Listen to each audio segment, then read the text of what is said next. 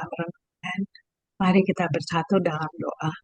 Bapa di dalam sorga, kembali kami mengucap syukur dan berterima kasih untuk hari baru, berkat baru yang Tuhan sediakan buat kami.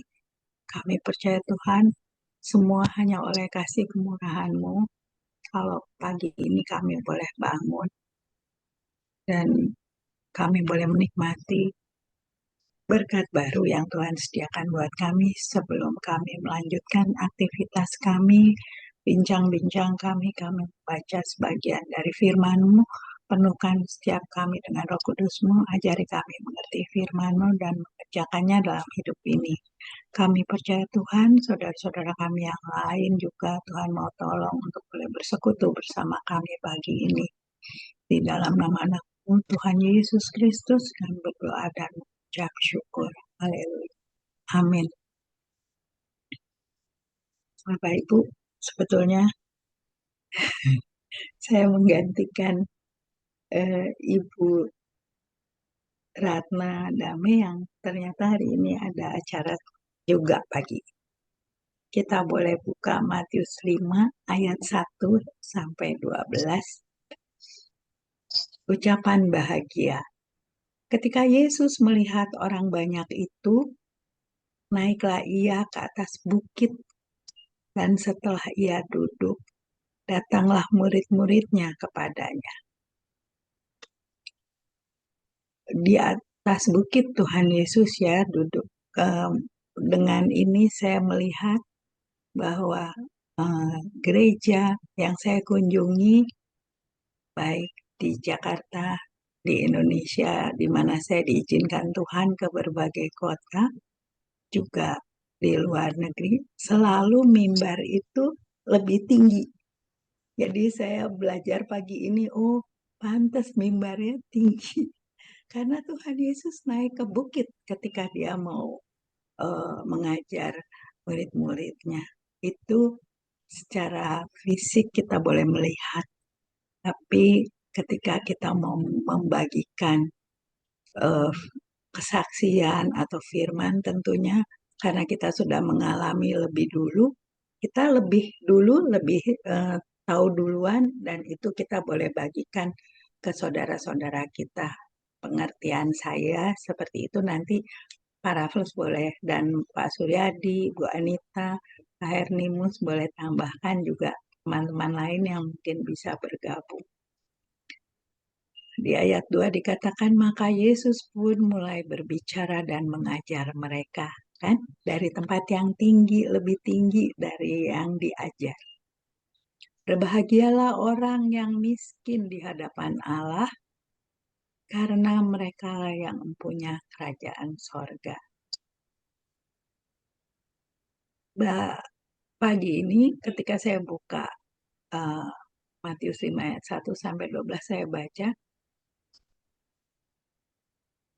ayat 3 ini mengingatkan saya kepada janda miskin yang memberikan apa yang ada padanya.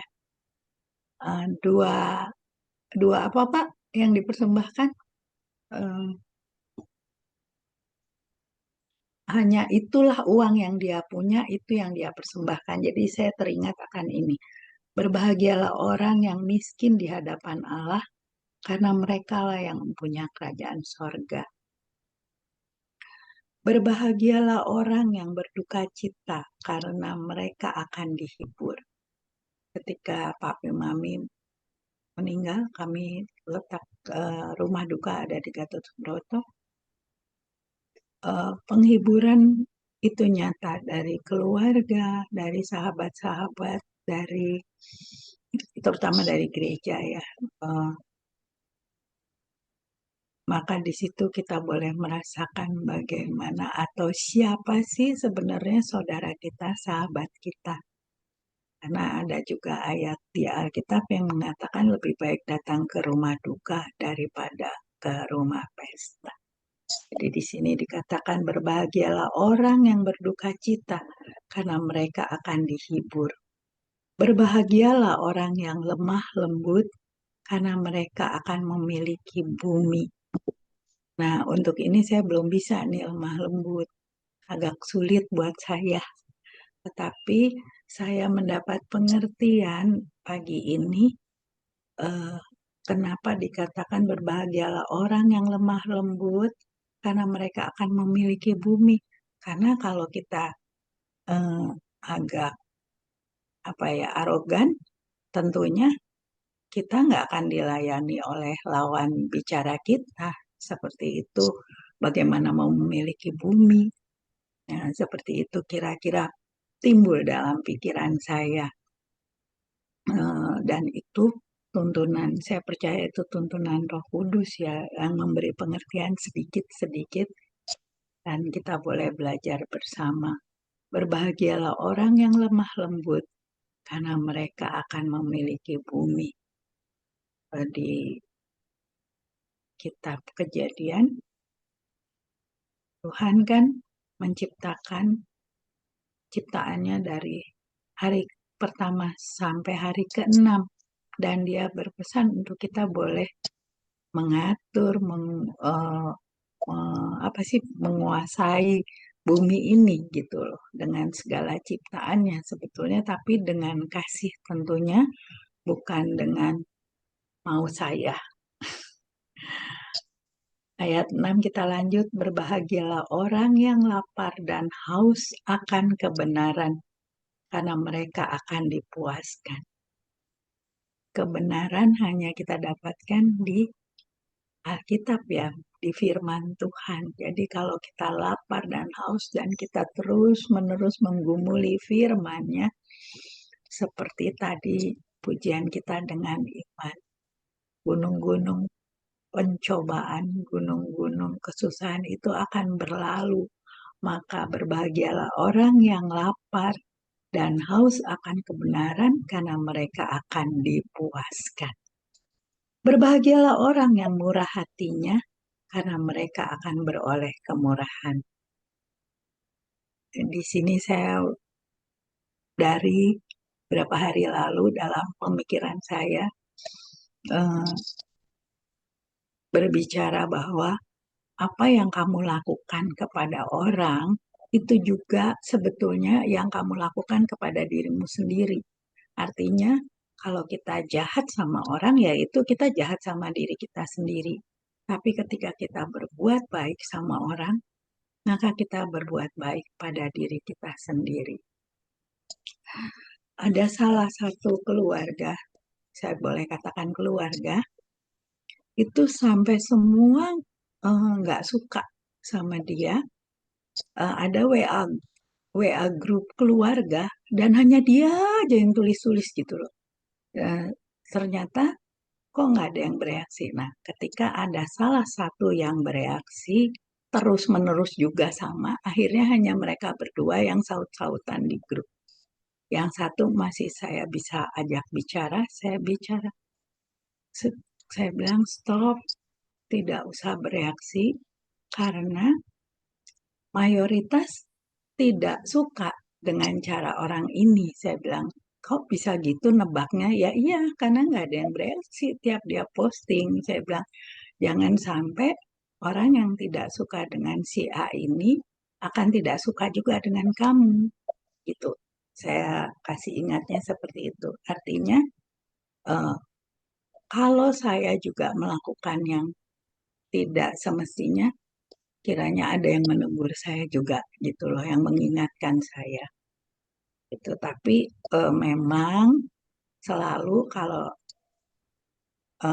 teguran itu selalu reaksinya akan, yang ditegur akan melawan, itu udah. Tapi saya harap yang bersangkutan berpikir panjang gitu untuk mengerti, oh ya, harusnya tidak begitu, harusnya saya berubah seperti itu. Jadi, berbahagialah orang yang murah hatinya, karena mereka akan beroleh kemurahan. Berbahagialah orang yang suci hatinya, karena mereka akan melihat Allah.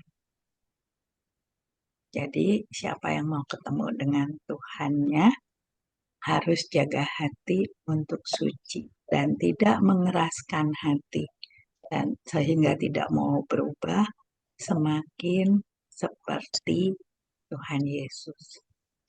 Karena guru kita beliau kan, guru kita Tuhan Yesus sendiri.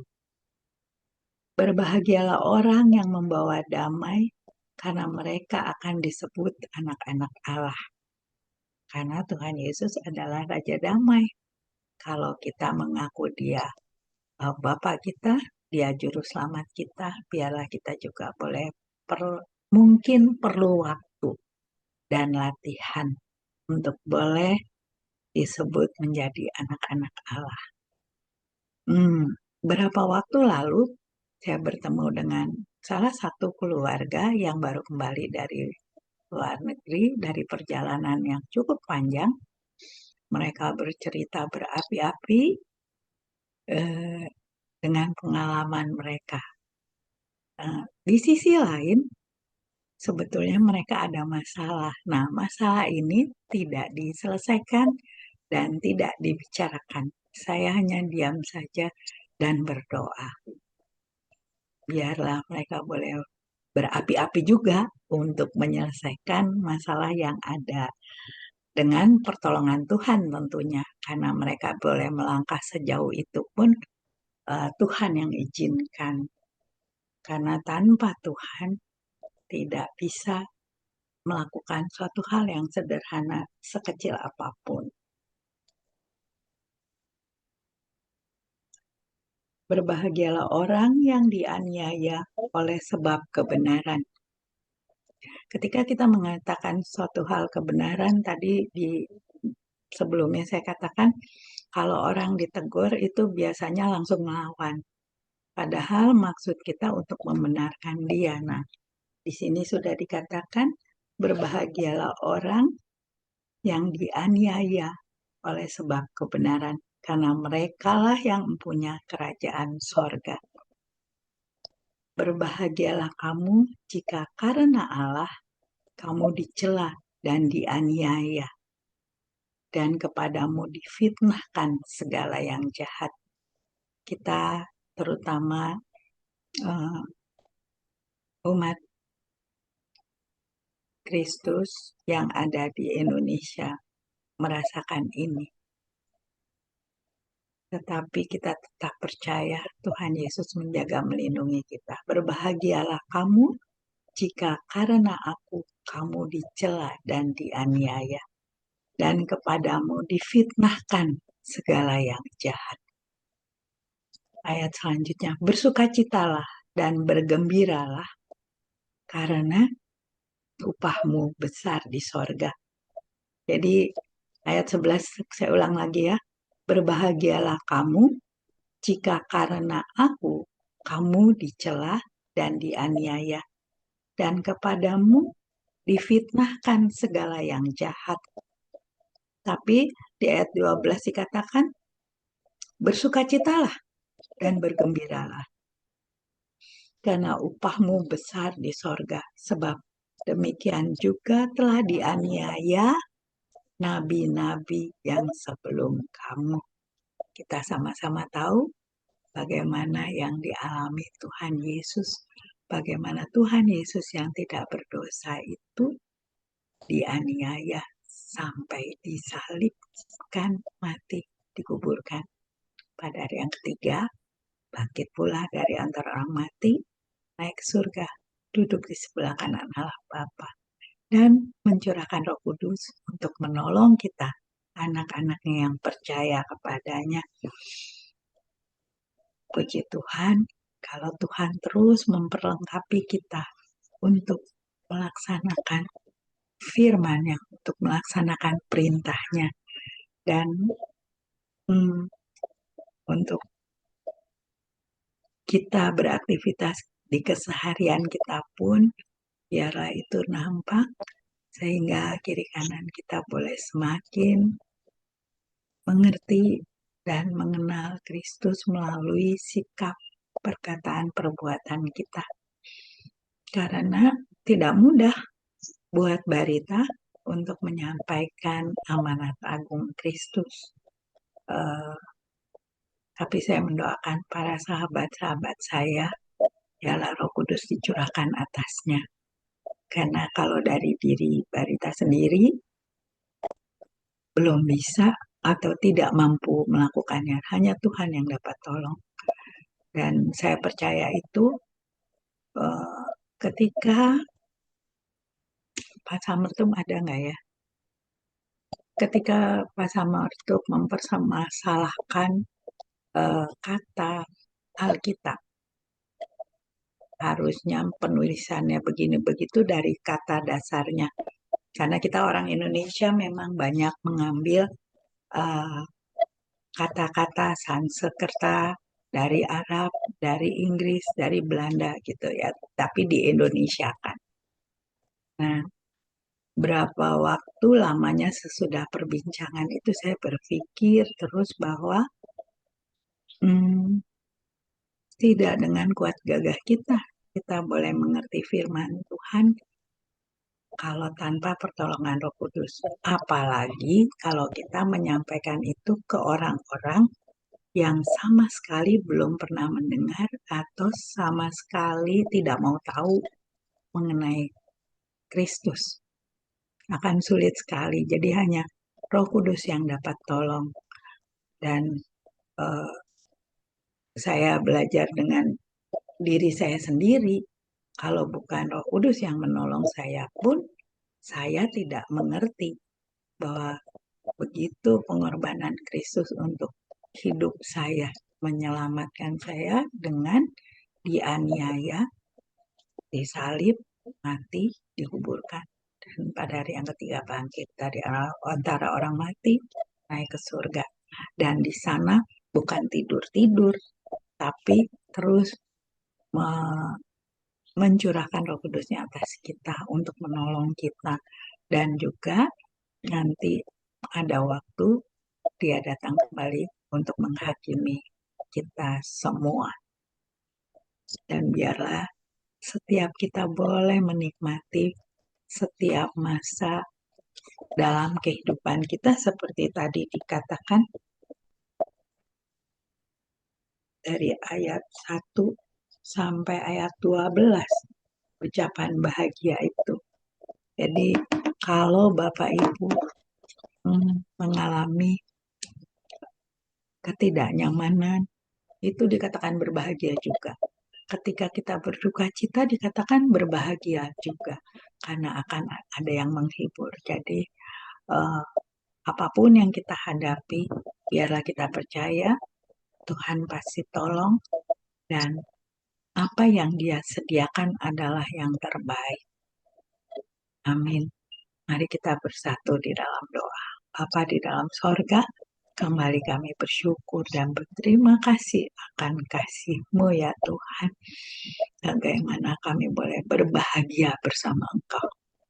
Terima kasih Tuhan untuk Roh Kudus-Mu yang terus tetap tinggal dalam kehidupan kami, memimpin setiap langkah kegiatan kami, pemikiran kami, ucapan perkataan kami, tindakan kami. Biarlah semua ada dalam pimpinan untuk menyukakan hati-Mu.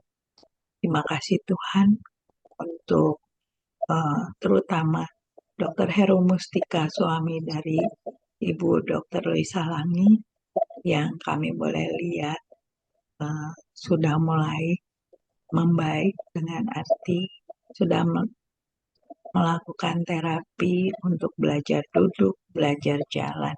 Kami percaya Tuhan akan sempurnakan kerja dokter di RSCM untuk kesembuhan beliau sehingga beliau boleh melayani-Mu lagi seperti sedia kala.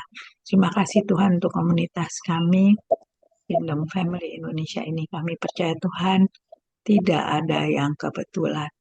Kau boleh himpunkan kami di wadah ini untuk boleh menjadi rumah pemulihan bagi kesatuan tubuh Kristus. Dan biarlah setiap kami boleh menuntaskan amanat agung dengan pertolongan-Mu tentunya karena kami tidak mampu melakukannya. Bawalah kami berjalan dalam kebenaran-Mu dan ajarlah kami sebab Engkaulah Allah yang menyelamatkan kami. Engkau kami nantikan sepanjang hari. Dalam nama anak-Mu Tuhan Yesus Kristus kami berdoa dan mengucap syukur. Amin. Amin, puji Tuhan. Luar biasa.